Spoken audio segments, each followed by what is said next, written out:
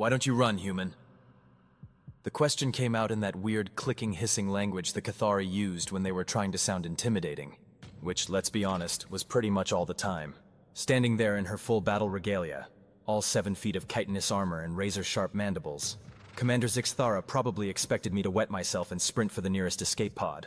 Instead, I took another sip of my coffee and gave her the kind of look usually reserved for telemarketers and people who don't return their shopping carts. Because, I said, setting the mug down with deliberate calm, I'm drinking coffee. The silence that followed was the kind you could cut with a knife.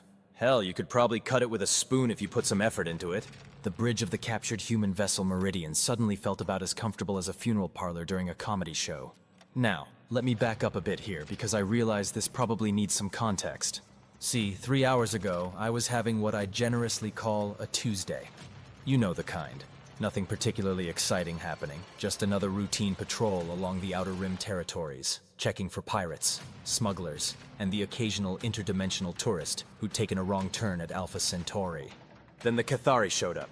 The Cathari, for those of you keeping score at home, are what happens when you take a praying mantis, scale it up to human size, give it a superiority complex, and arm it with technology that makes our best weapons look like particularly aggressive bottle rockets. They're also what you might call conquest enthusiasts. The kind of species that looks at a peaceful solar system and thinks, you know what this needs? More screaming and fewer property rights. So there I was, Captain Jake Morrison of the Meridian, enjoying what was supposed to be a nice, quiet patrol, when suddenly my proximity alarm started having what I can only describe as a complete nervous breakdown. Red lights everywhere, sirens wailing like banshees with sinus infections, and my communications officer, a fresh-faced kid named Novak, looking like he'd just witnessed his entire worldview get fed through a wood chipper. "Captain," Novak had stammered, we've got a really big problem." "Define really big," I said, because in my experience, problems come in all shapes and sizes, and it's important to know whether you're dealing with forgot to file the right paperwork, big, or accidentally started an interstellar war, big. "Cathari battlecruiser," he'd replied. "Just dropped out of hyperspace. They're hailing us." Now, getting hailed by a Cathari battlecruiser is a bit like getting a dinner invitation from a serial killer. Sure, they're being polite about it, but you're pretty sure you know how this story ends. And spoiler alert, it's not with you going home and telling funny stories to your grandkids. "Put them through," I'd said, because what else do you do? Pretend you're not home? These weren't Jehovah's Witnesses. They had sensors. The view screen had flickered to life, revealing Commander Zixthara in all her terrifying glory. If you've never seen a Cathari before, imagine a praying mantis that went to the gym religiously for about 15 years, then got really into medieval armor, and you're about halfway there. The other half involves nightmares and a sudden urge to check your life insurance policy. "Human vessel," she'd said. And I've got to give her credit. Her translator made her sound exactly as condescending as she probably intended. "You will surrender immediately and prepare to be boarded. Resistance is futile and will result in your immediate vaporization." That's when I'd made what my crew would later describe as either the bravest or stupidest decision of my career. I'd leaned back in my captain's chair, taken a sip of my coffee, and said, "Yeah, that's going to be a hard pass from me, thanks." The look on her face? Well, as much as you can read expressions on something that looks like it escaped from a biology textbook's worst nightmares, had been absolutely priceless. You could practically see the gears grinding in her head as she tried to process what she'd just heard. "You refuse?" she'd asked, like I'd just told her that gravity was optional and mathematics was more of a suggestion than a hard rule. "Yep," I'd said, popping the P for emphasis. See, here's the thing, and I don't know if this got lost in translation or if your species just never got the memo, but humans are kind of notorious for not surrendering when large, scary aliens show up and demand it. It's like our thing, you know? Right up there with making terrible decisions and putting ketchup on food that doesn't need it. What followed was about 15 minutes of the most one-sided space battle in recorded history. The Cathari, as it turns out, have some pretty impressive weapons. Energy cannons that could punch through a moon, missile systems that make our best warheads look like firecrackers, and shields that could probably stop a small black hole if it was having an off day. We had the Meridian, which was, well, it was a patrol vessel, built for intimidating pirates and making supply runs, not for going toe-to-toe with something that probably cost more than my home planet's entire GDP. But here's the thing about humans that the rest of the galaxy never quite seems to get. We're not stupid. Stubborn, yes. Occasionally suicidal, absolutely. But not stupid. While Commander Zixthara was busy showing off her ship's impressive firepower, and don't get me wrong, it was genuinely impressive, we were busy being human, which is to say we were cheating. See, the Meridian might not have been a battleship, but it was a patrol vessel. And patrol vessels have one advantage that the big scary warships don't. They're expendable. When you're designed to get into trouble and probably not come back, you tend to get some interesting modifications. Like, for instance, a rather creative interpretation of safety regulations when it came to our reactor core. Novak, I'd said, still sipping my coffee like we weren't currently being shot at by weapons that could turn us into component atoms. Remember that thing we're not supposed to do with the reactor? The thing that would violate about 15 different safety codes and probably get us court-martialed if we survived? He'd asked. That's the one. Do it. What happened next was either a testament to human ingenuity or proof that we really are too stupid to live. Possibly both. Novak had rigged our reactor to dump its entire energy output through our deflector array. You know, the thing that's supposed to push space debris out of our way, creating what could charitably be called an emergency EMP pulse, and what the safety manual probably would have called catastrophic systems failure resulting in immediate death. The pulse had knocked out about half the Cathari ship's systems, including their weapons, and, more importantly, their engines. Dead in space, as it were. Of course, it had also knocked out most of our systems, including life support, communications, and the coffee maker, which in my opinion was taking things too far. That's when they'd boarded us. Cathari boarding tactics are pretty much what you'd expect from a species of giant, armored murder insects. Lots of cutting through bulkheads, lots of intimidating chittering sounds, and a general approach that could be summarized as, kill everything that moves and ask questions later. They'd swept through the ship like a plague of really aggressive locusts, capturing my crew and herding us all onto the bridge. Which brings us back to the present moment, with Commander Zixthara standing over me, asking why I wasn't running, and me explaining the critical importance of proper coffee consumption. You jest, she said, and her translator made it sound like an accusation. Do I look like I'm jesting? I asked, taking another sip. This is Premium Colombian, Commander. Dark roast. You don't interrupt Premium Colombian for anything short of a planetary emergency. And even then, you'd better have a really good reason. The other Cathari soldiers, and there were about a dozen of them scattered around the bridge, all looking like they'd stepped out of a particularly violent nature documentary, shifted uncomfortably. I got the impression that their usual boarding experiences didn't involve discussions of coffee brewing techniques. Your species, Zixthara said slowly, is insane. Yeah, we get that a lot, I admitted. But here's what I don't get. You guys have been conquering species for what, 3,000 years? And in all that time, nobody ever told you about humans? We have heard stories, she said. And the way she said it made it clear that those stories were probably filed under galactic urban legends, right next to the friendly bureaucrat and reasonable parking fees. Stories, I repeated. Right. Well, let me tell you a story, Commander. A little tale about why the human approach to things might not be what you're used to. I leaned back in my chair, which, by the way, was surprisingly comfortable for something I might be dying in, and gestured vaguely at the view screen, which was currently showing the two ships drifting together like a couple of very expensive pieces of space junk. Once upon a time, I began, there was a species called humans. And humans, unlike most sensible species in the galaxy, evolved on what we like to call a death world. Now, I know that sounds dramatic, but stick with me here. Zixthara's mandibles clicked impatiently, but she didn't interrupt. Professional courtesy, I guess. Or maybe she was just curious to see where this was going. See? Earth, that's our home planet. Earth doesn't want us to exist. Never has. Everything on that planet, from the weather to the wildlife to the geology itself, has spent the last few million years trying its absolute best to kill us. We've got predators that hunt in packs, natural disasters that can level entire continents, diseases that can wipe out civilizations, and weather patterns that change so fast they make bipolar disorder look like a model of consistency. I paused for another sip of coffee. Still good. Crisis situations really bring out the flavor. Most species, I continued, when faced with a hostile environment, develop one of two responses. They either adapt to avoid the danger, or they develop technology to overcome it. Humans, being humans, did both. And then we did something else, something that frankly no sensible species would ever do. Which was? Zixthara asked, despite herself. We decided that if our environment was going to try to kill us, we'd get better at not dying. And if we got really, really good at not dying, maybe we could turn that into a competitive advantage. I gestured to my crew, who were all sitting around the bridge with the kind of calm that comes from either complete professional competence or complete resignation to fate. Hard to tell which. You see, Commander, when your species spends a few million years getting really good at not dying, you develop certain attitudes. Like, for instance, the attitude that just because something is bigger, scarier, and better armed than you, doesn't mean you should give up without a fight. Or the attitude that sometimes the best solution to a problem is the one that nobody in their right mind would ever try. You speak of your reactor modification, she said. Among other things, yeah.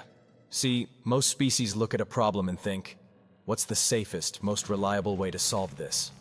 Humans look at a problem and think, what's the most creative way we can solve this that will also give us a really good story to tell afterward? I finished my coffee and set the mug down. It made a little clink against the armrest of my chair, which in the current silence sounded about as loud as a gunshot. Which brings us to the current situation, I said. You've captured my ship, taken my crew prisoner, and are presumably planning to either kill us all or drag us back to wherever it is you Cathari do your conquering from. Standard operating procedure, right? Probably worked great on... Oh, I don't know, how many species have you guys conquered now?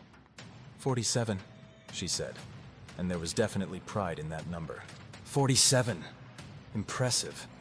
Must have been pretty straightforward. Show up with overwhelming force, demand surrender, vaporize anyone who doesn't comply immediately. Rinse and repeat until you own the galaxy, right? Her silence was answer enough.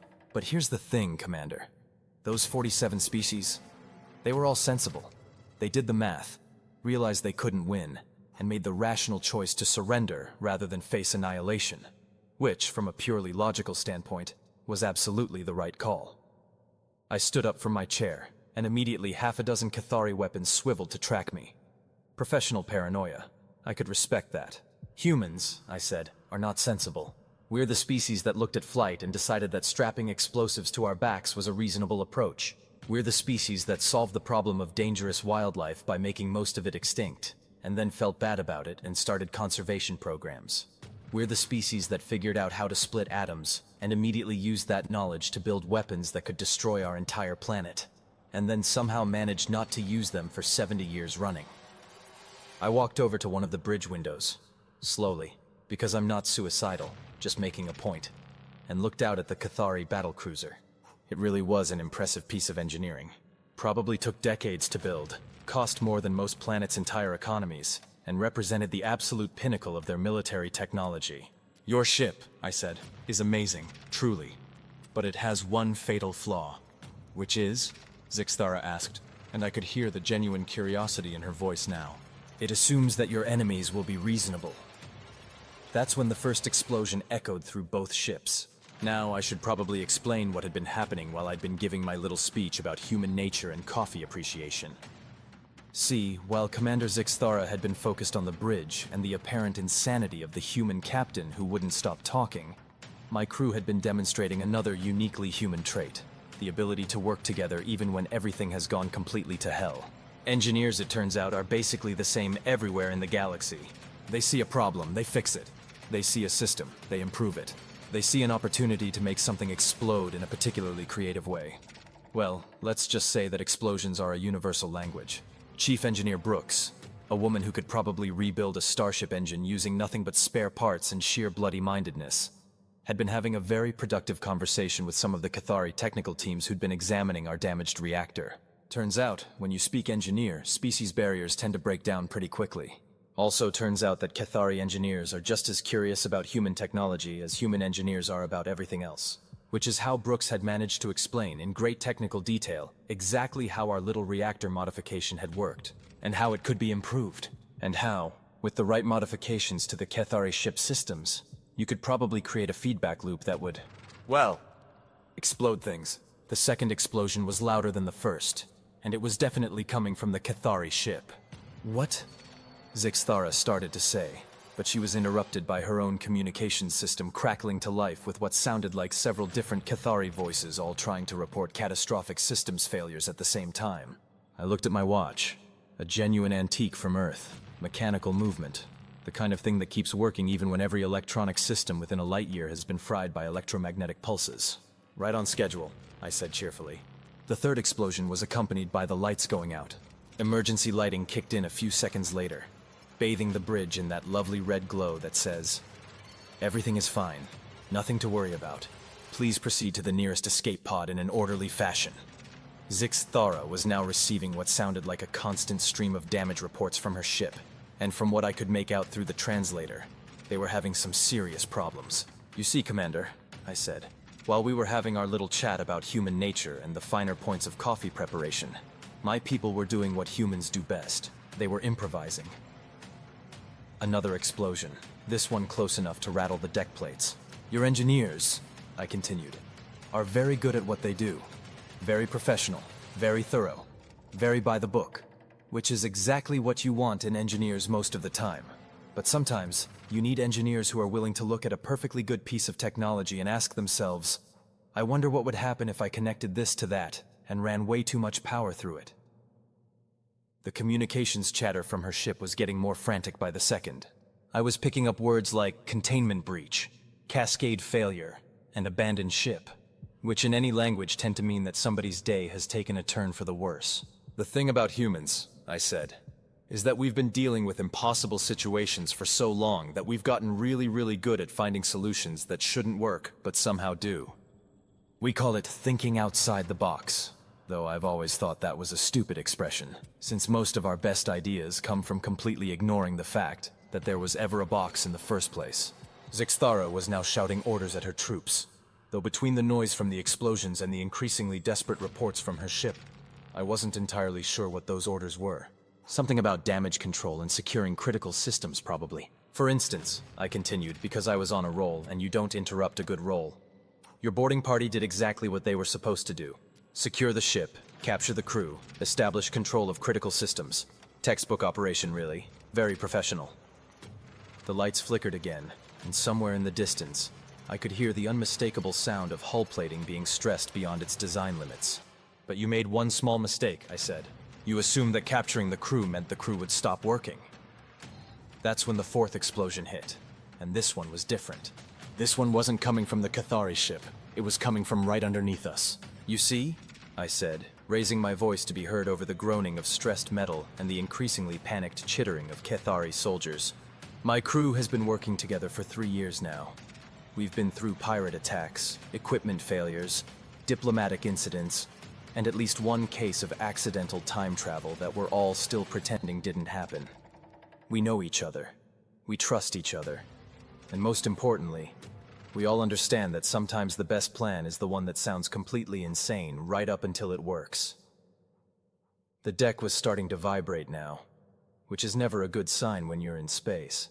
Zixthara was dividing her attention between shouting at her troops and trying to coordinate damage control on her own ship. And I had to admire her multitasking abilities even as her carefully planned boarding operation turned into what appeared to be a complete disaster. "Chief Brooks," I said, "has been working on our engines. Dr. Walsh has been in medical, having fascinating conversations with your medics about human physiology and exactly how much acceleration the human body can take before things start to go wrong. Lieutenant Rivera has been in communications, learning all about Cathari technical protocols and how to access your ship's internal systems." Another vibration, this one strong enough to knock a couple of the Cathari soldiers off balance. "And Novak," I said, "has been having a very educational discussion with your computer specialists about human computer viruses and how they might theoretically interact with Cathari operating systems." The view screen flickered and went black.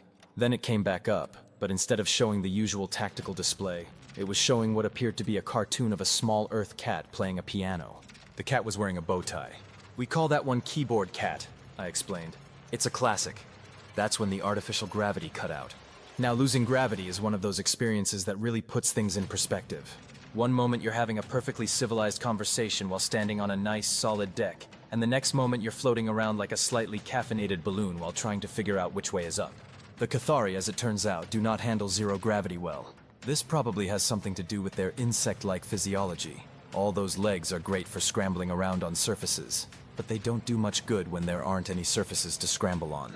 They started floating around the bridge like very large, very confused, and very heavily armed bugs, clicking and chittering in what I assumed was frustration. Humans, on the other hand, have been dealing with zero gravity for centuries. It's not comfortable, but it's not exactly rocket science either. You grab onto something solid, you orient yourself, and you try not to think about what your inner ear is doing. The artificial gravity, I said conversationally, using a handy bulkhead to keep myself oriented, is controlled by the same computer systems that run your life support, your weapons, and your engines. Funny how everything's connected these days, isn't it? Zixthara was trying to use her natural climbing abilities to navigate from surface to surface, but she was clearly having trouble adjusting to the three-dimensional nature of zero-gravity movement. She managed to grab onto a console and pull herself over to where I was floating. "What have you done?" she demanded. "Me? Nothing. I've been standing here, well, floating here now, having a pleasant conversation and drinking coffee. My crew, on the other hand, has been doing what humans do when faced with an impossible situation.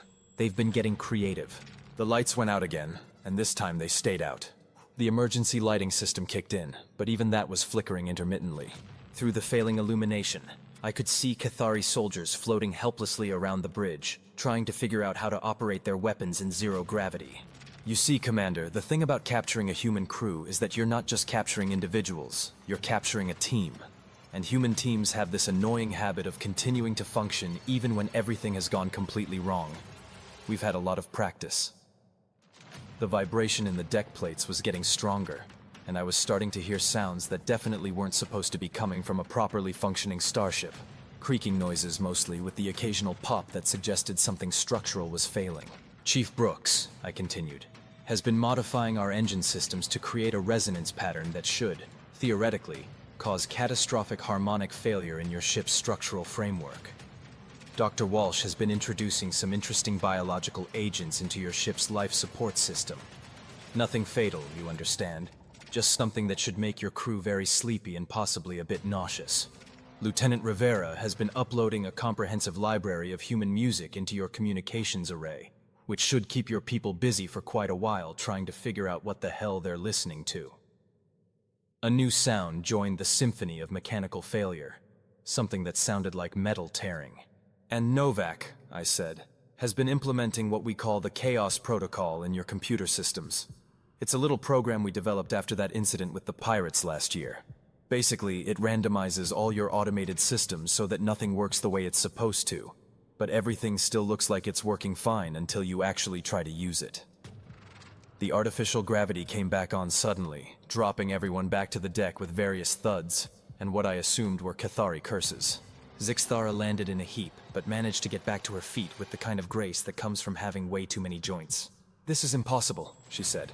"Your crew is captured. They are under guard. They cannot—" She was interrupted by a voice coming over the ship's intercom system. It was Chief Brooks, and she sounded disgustingly cheerful. "Attention Cathari boarding party," she said. "This is Chief Engineer Brooks of the human vessel Meridian. I wanted to let you know that we've made some modifications to your ship's systems.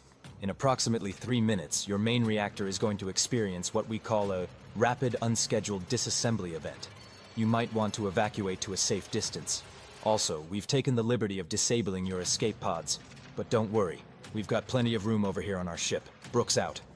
The silence that followed was the kind that occurs when a room full of highly trained military professionals suddenly realizes that they've been completely outmaneuvered by what they'd assumed was a captured enemy. "How?" Zixthara asked. "Trade secret," I said. "But I'll give you a hint. When you capture a human crew, you shouldn't let them talk to your people. Humans are very social creatures. We like to make friends. And once we make friends, we tend to share interesting ideas." The intercom crackled again, this time with Dr. Walsh's voice. "Attention Cathari medical staff," she said. "This is Dr. Walsh from the Meridian. I wanted to thank you for the fascinating discussion about comparative physiology. As a token of our appreciation, we've added some trace compounds to your atmospheric recycling system. Don't worry, they're completely harmless to humans, but they should help your people relax and maybe take a little nap. Sweet dreams." Another pause, then Lieutenant Rivera's voice joined the party. "Attention Cathari Communications Division," she said. "This is Lieutenant Rivera. Thanks for showing me how your systems work. As a cultural exchange, I've uploaded about 14,000 hours of human music to your entertainment networks. I started with death metal and worked my way up to easy listening. You're welcome." Finally, Novak's voice came through, and he sounded like he was having the time of his life. "Attention Cathari computer specialists," he said. "This is Novak from the Meridian. Great job on your security protocols, by the way. Really impressive stuff.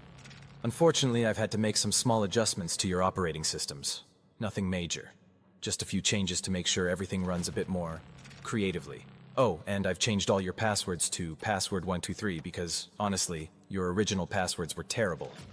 Novak out." I looked at my watch again. 2 minutes until whatever Brooks had done to their reactor decided to express itself in the form of rapidly expanding plasma. "So, Commander," I said, "this brings us back to your original question. You asked me why I don't run. The answer is pretty simple. I don't run because I don't have to. See, when you're part of a human crew, you're never really alone, and you're never really out of options. There's always someone working on a solution. Always someone coming up with a plan. Always someone ready to try something that no reasonable person would ever attempt." The deck shuddered again, and this time it stayed shuddering. Through the view screen, I could see the Cathari battlecruiser starting to vent atmosphere from several locations. It was still an impressive ship, but it was rapidly becoming an impressive piece of space debris. "The thing about humans," I continued, "is that we're not just stubborn. We're creatively stubborn. We don't just refuse to give up. We refuse to give up in the most inconvenient and unpredictable ways possible. We're the species that turned 'hold my beer and watch this' into a viable military strategy." Zixthara was looking back and forth between me and her rapidly failing ship, and I could practically see the wheels turning in her head as she tried to figure out how her textbook boarding operation had turned into what appeared to be a complete disaster. "Your ship," she said. "What about it?" "Your ship is also damaged. You cannot escape." "True," I admitted. "Our engines are offline, our weapons are fried, and our life support is running on backup power. From a purely tactical standpoint, we're just as screwed as you are." 1 minute left. "But here's the thing, Commander. You came here to capture us because you assumed we'd be easy prey. Just another species to add to your collection, right? Another conquest for the great Cathari Empire." I floated over to the communications console and activated the ship-wide intercom.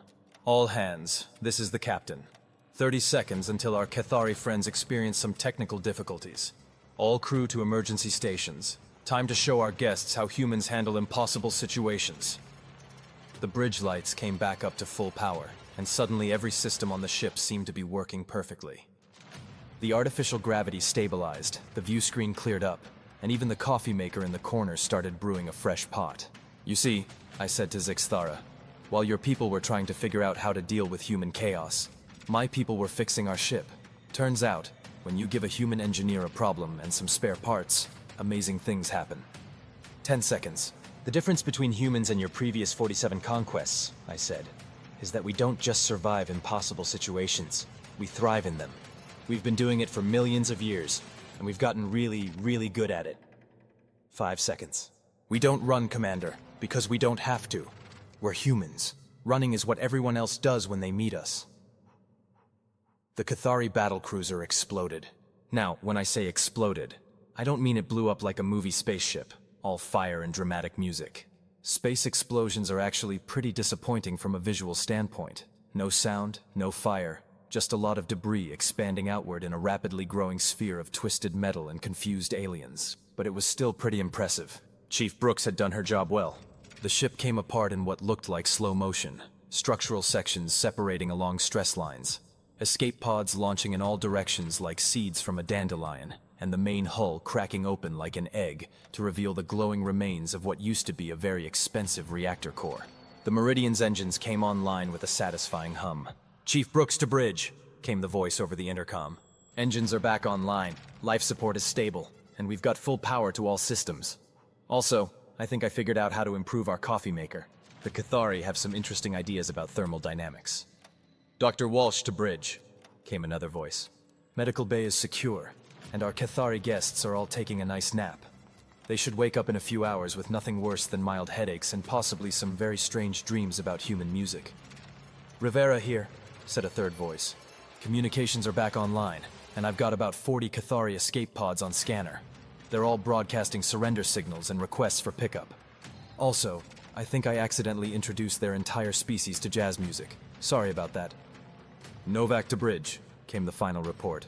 Computer systems are running better than ever. I may have accidentally improved their technology while I was breaking it.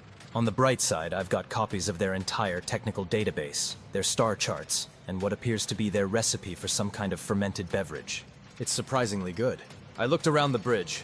My crew was back at their stations, the ship was running smoothly, and we had about 40 escape pods full of very confused Cathari floating around outside. All in all, it had been a pretty successful Tuesday. "Commander Zixthara," I said, "let me make you an offer." She was standing near the tactical console, looking like someone who'd just watched their entire worldview get fed through a blender. Her mandibles were clicking in what I'd learned to recognize as the Cathari equivalent of nervous laughter. "An offer?" she said. "Your people are floating around in escape pods. Your ship is scrap metal. Your invasion fleet, because I'm assuming you didn't come here alone, is probably wondering why they've lost contact with you. You've got some choices to make." I walked over to the coffee maker, which was indeed brewing a fresh pot, and poured myself a cup. The smell alone was enough to make the entire bridge feel more civilized. "Choice 1, I continued. "We contact your fleet, tell them what happened, and let them decide whether they want to try their luck against a species that just turned their most advanced battlecruiser into modern art, using nothing but spare parts and creative thinking." I took a sip. Definitely an improvement. Whatever the Cathari had taught Brooks about thermal dynamics was working.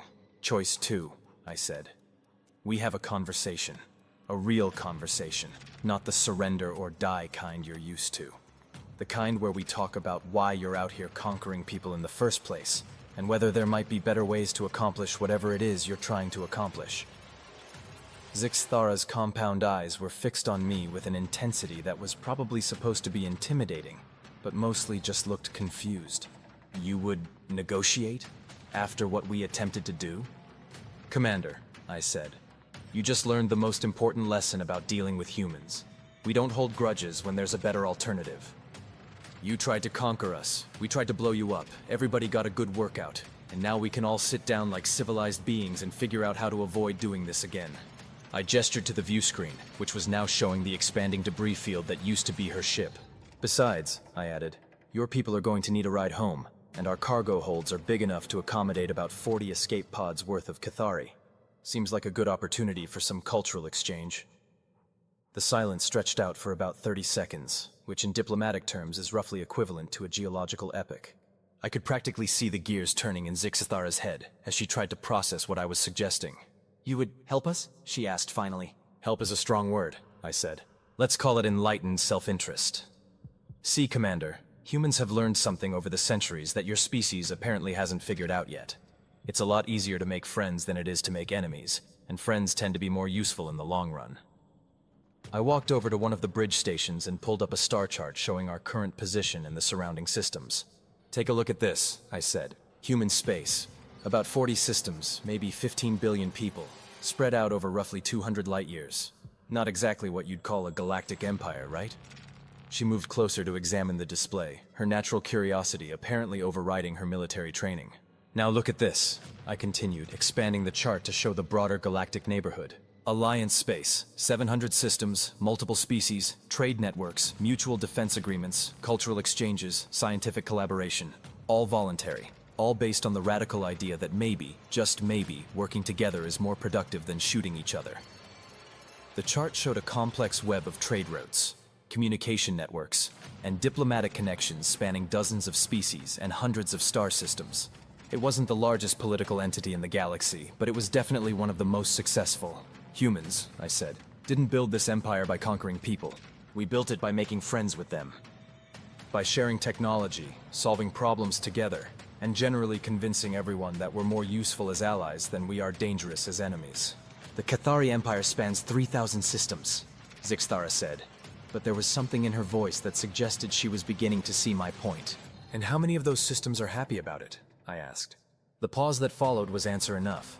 "See, that's the thing about conquest-based empires," I continued. "They're really expensive to maintain. You've got to keep fleets everywhere to suppress rebellions. You've got to deal with constant resistance movements. You've got to spend enormous amounts of resources just keeping people from killing each other. And in the end, what do you get? A bunch of angry subjects who spend all their time plotting against you." I pulled up another display, this one showing economic data from various Alliance worlds. Alliance systems, on the other hand, are profitable. They want to be part of the network because it benefits them. They contribute resources, technology, and personnel because they're getting something in return. They don't rebel because they're not oppressed. It's a completely different model. Chief Brooks' voice came over the intercom again. Captain, we've got all the Cathari escape pods secured in Cargo Bay 3. Their people are awake and, well, they're confused, but they're not trying to break anything. Also, I've been having some interesting conversations with their engineers about reactor design. I think we might be able to help them improve their efficiency by about 30%. Thanks, Chief, I replied. Any injuries? Nothing serious. A few bumps and bruises from the zero-gravity thing, but Dr. Walsh has them all patched up. Oh, and Captain, their engineers are really impressed with our modifications. I think they want to learn more about human engineering techniques. I looked at Zixthara, who was staring at the intercom with an expression that might have been disbelief. Your people, she said slowly, are treating our warriors as guests? Why wouldn't we? I asked. They're not our enemies anymore. They're just people who happen to be on the wrong side of a military action that's now over. They're probably scared, confused, and a long way from home. The least we can do is make sure they're comfortable while we figure out what to do next. The intercom crackled again, this time with Dr. Walsh's voice. Captain, I've been talking with the Cathari medical officer, Commander Zixthara. She says to tell you that Sub-Commander Cattell sends his respects and asks if you would consider a formal medical exchange program. Apparently, human and Cathari physiology are different enough that we could learn a lot from each other. And Dr. Walsh, I said, what do you think? I think it's a brilliant idea, sir. Their regenerative capabilities are remarkable, and our surgical techniques could complement their natural healing processes beautifully. Plus, they've got some fascinating insights into biochemistry that could revolutionize our pharmaceutical development. I turned back to Zixthara. Commander, I said, let me ask you a question. In all your years of conquest, how many species have you encountered that wanted to collaborate with you after you'd just blown up their ships? She considered this for a moment. None, she admitted. Right, because conquest creates enemies, not allies. But cooperation... I gestured to the intercom, where we could still hear the sound of human and Cathari voices working together in the background. Cooperation creates possibilities. Novak's voice joined the chorus from the bridge communications station. Captain, I've been working with their computer specialists on integrating our databases. Sir, their technical knowledge is incredible. If we combine their computational methods with our creative problem-solving approaches, we could probably revolutionize space travel, communications, maybe even develop new forms of energy generation. Interesting, Novak. What do they think about human computing methods? Well, sir, they say our programming is chaotic and irrational, but surprisingly effective. I think that was supposed to be a compliment. I laughed, which seemed to startle Zixthara. You find this amusing? She asked. Commander, chaotic and irrational but surprisingly effective is basically the human species motto. We've been hearing variations of that for centuries, and it never gets old. I walked back over to the coffee maker and refilled my cup. The bridge was starting to feel less like a military standoff, and more like a very unusual diplomatic meeting. Let me tell you something about humans, I said. We've been dealing with impossible situations for so long that we've learned to see opportunity where other species see disaster. Your boarding party was supposed to be the end of our story. Instead, it became the beginning of something completely different. You speak as though this was planned, Zixthara said. Oh, hell no, I replied. We had no idea what we were doing. We were making it up as we went along, same as always. That's what humans do. We improvise, we adapt, we overcome, and somehow we usually end up better off than we were before. Lieutenant Rivera's voice came through the communication system. Captain, I've got something interesting here. The Cathari communication officer has been telling me about their empire's problems. Apparently, they've got rebellion movements in about 60% of their conquered systems. Their military is stretched thin trying to maintain control, and their economy is suffering because they're spending more on suppression than they're gaining from conquest. Sounds familiar, I said. Rivera, ask them if they've ever considered alternative approaches to expansion. There was a pause, then Rivera came back on. Sir, she says the concept of voluntary alliance is unfamiliar to their culture, but she seems very interested in learning more about how the alliance works. I looked at Zixthara. Commander, let me make you a different kind of offer. Instead of trying to conquer us, why don't you let us show you how cooperation works?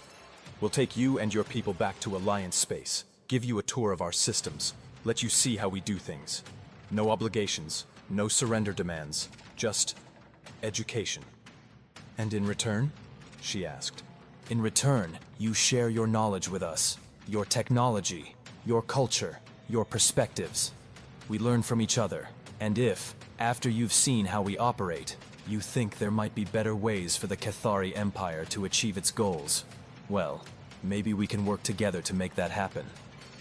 The bridge was quiet, except for the hum of the ship's systems, and the distant sounds of humans and Cathari working together in the cargo bays.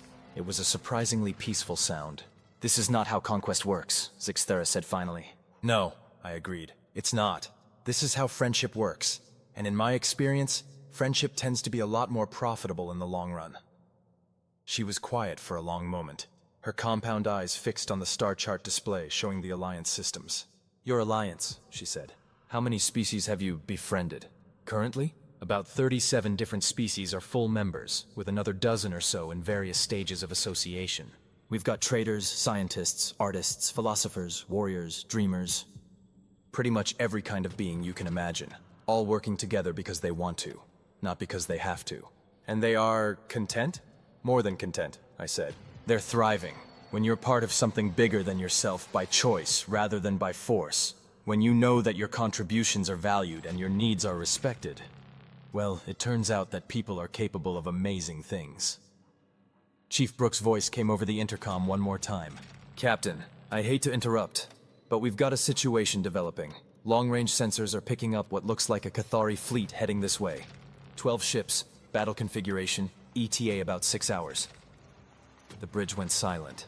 Zixthara's mandibles clicked rapidly, the Cathari equivalent of nervous fidgeting. My fleet, she said quietly. Your fleet, I agreed. Coming to find out what happened to you, I assume. Which brings us to decision time, Commander. What story are they going to hear when they arrive? She looked around the bridge, at my crew calmly working at their stations, at the displays showing Alliance space and all its cooperative networks, at the intercom still carrying the sounds of humans and Cathari working together. Captain Morrison, she said finally, and I realized it was the first time she'd used my name. If I were to, hypothetically, recommend to my fleet that they consider alternatives to their current mission, what would you suggest? I smiled. Well, Commander, I'd suggest they accept an invitation to see how we do things in Alliance space. Cultural exchange, you know. Educational tour. Maybe some joint engineering projects, some scientific collaboration, a few diplomatic discussions about mutual cooperation. And if my superiors refuse this invitation? Then they refuse it, I said with a shrug. But at least they'll know that the option was there, and so will your crews.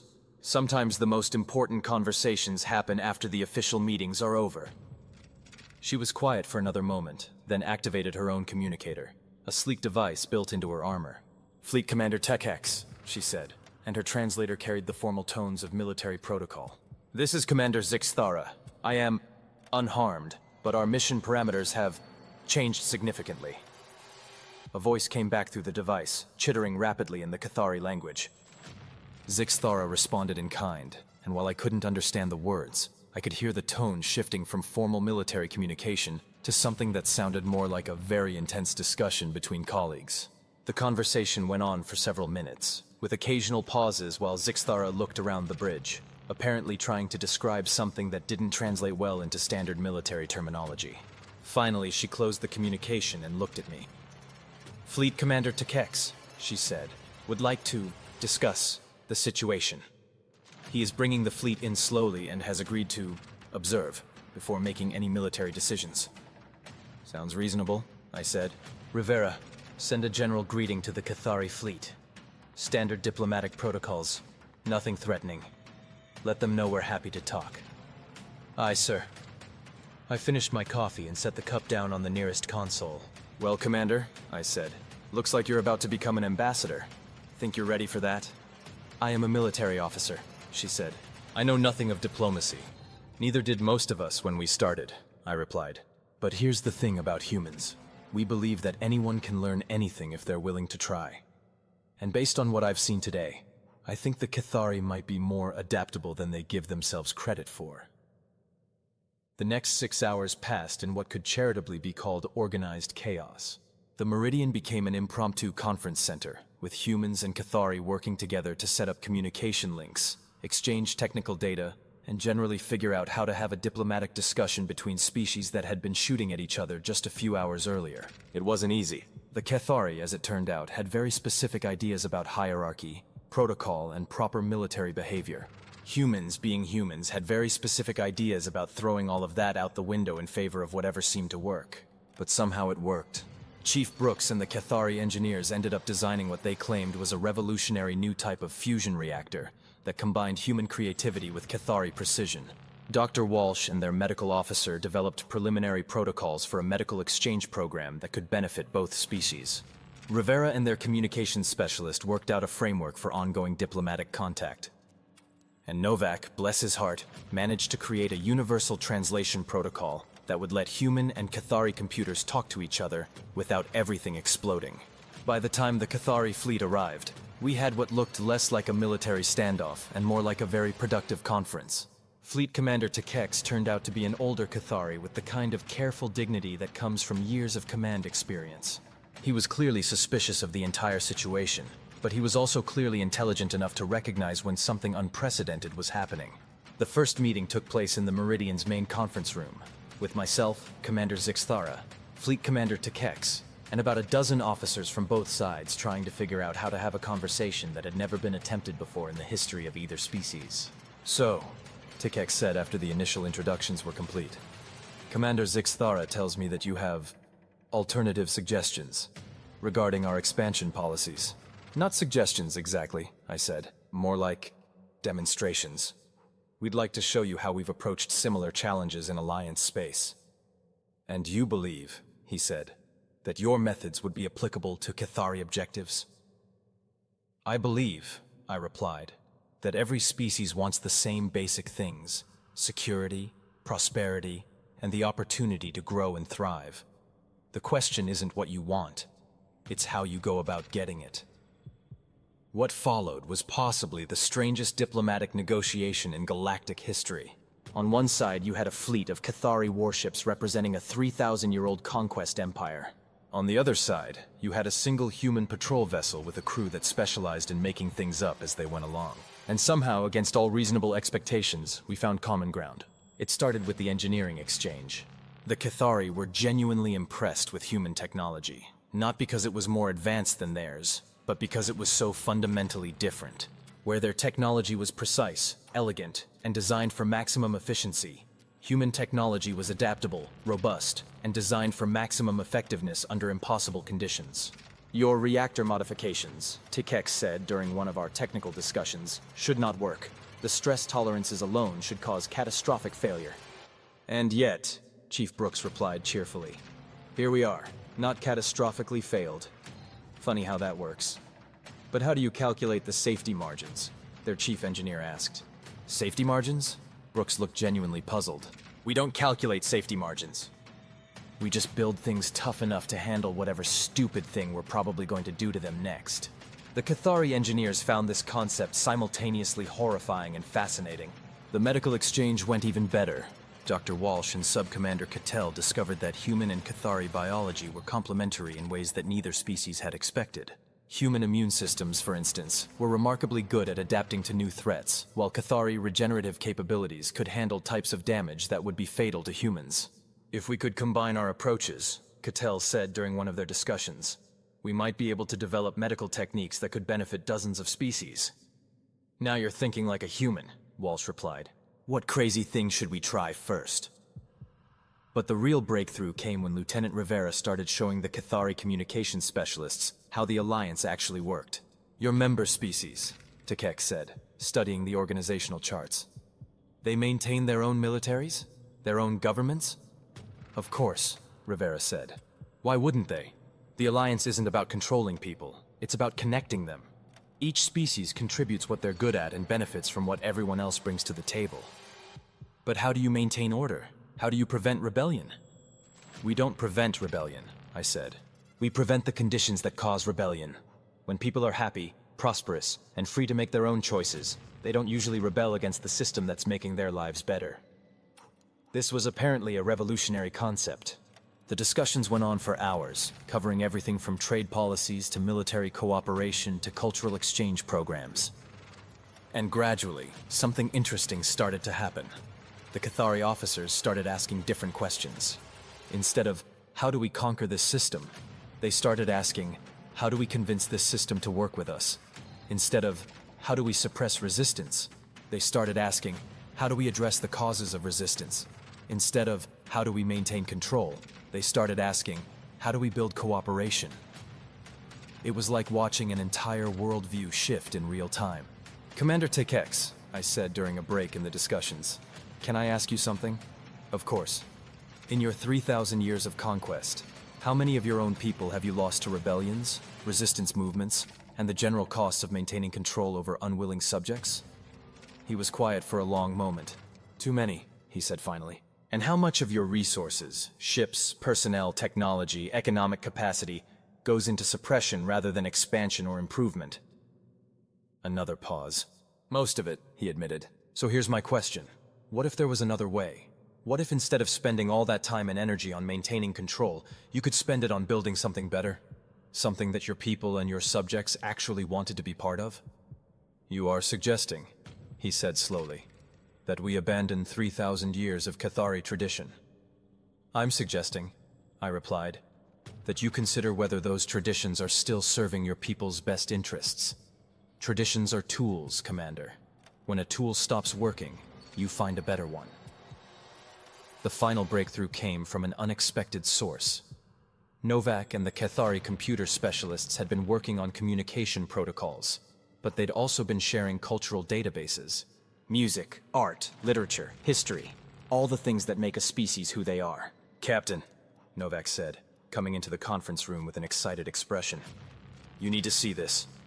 He activated one of the displays and showed us a comparative analysis of human and Cathari cultural development. Look at this, he said. The Cathari didn't start out as conquerors. 3,000 years ago, they were explorers, scientists, artists. They had this incredible Renaissance period where they developed most of their fundamental technologies.